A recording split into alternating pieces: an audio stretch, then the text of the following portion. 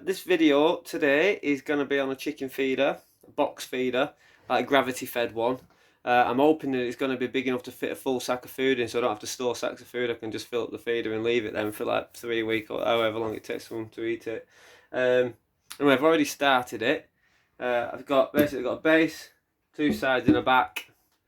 Alright, I should tell you the measurements. I've done this out of offcuts, so I don't actually know how big it is.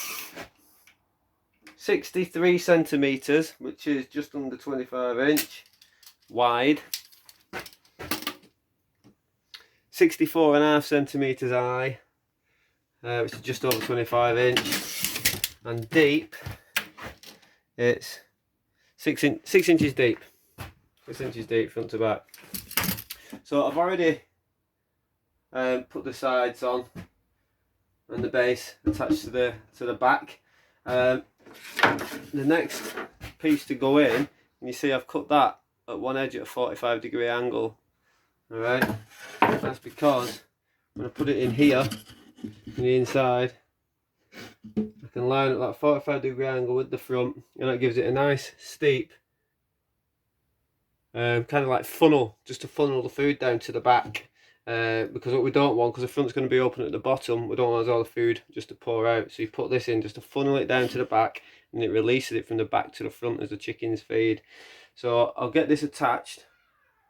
I'll show you what I mean back in a sec. Right, so I've got this in now, this piece. As you can see, it's sloping down at the back to a gap. Yeah, see that there? Gap. Right, so that is gonna, when the food's pushed in from the top, obviously when the front's on, it's gonna funnel all the food down the back into the bottom tray. Okay, so I've got, because I'm doing this just out of all bits and bobs I've got lying around, so I've got some of that cheap softwood cladding. I got it, I pulled a dog kennel apart for somebody, and this were going spare, so I fetched it back. So I'm going to clad the front. Alright, so the bottom, put a piece on the bottom, like so. Alright, like that. And I'll start cladding the rest from, I say probably, the bottom of that there. It gives them plenty of head space to get in, and I'll clad that all the way up and put a lid on. Alright, so I'm going to do this cladding, and I'll be back in a minute. Right then, so I've clad the front of it now. Front's all done. I just pieced in between the 2 pieces of cladding. I just pieced in there just to make it look pretty, not that the chickens care. But now I just need to make a lid. Okay, a lid just to keep the moisture out. So I've been rooting about for something to make a lid out of. I think what I'm going to probably do, use a couple more pieces of this cladding and join them together for the top. They should fit alright. I need to cut them down a bit. What I'll do is I'll put a lip on them as well, all around, like some beading, just so as it stops the moisture going in. So yeah, I'll get a lid sorted and I'll show you that. Okay, so the lid's done. What it is, I got the lid, this is the full lid.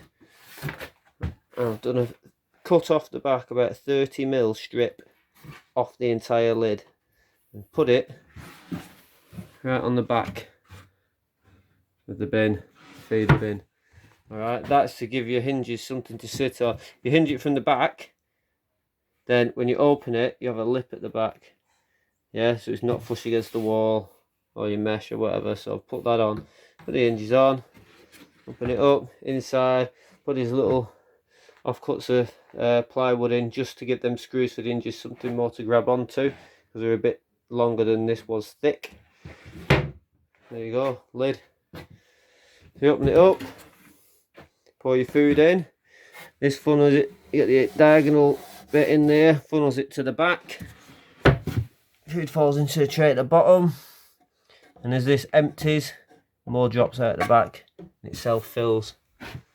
So there we have it. Chicken feeder made out of bits of scrap wood, done.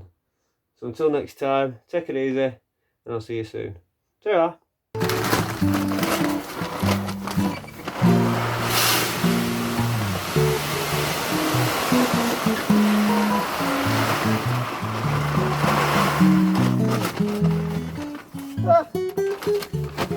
A bit full, sir.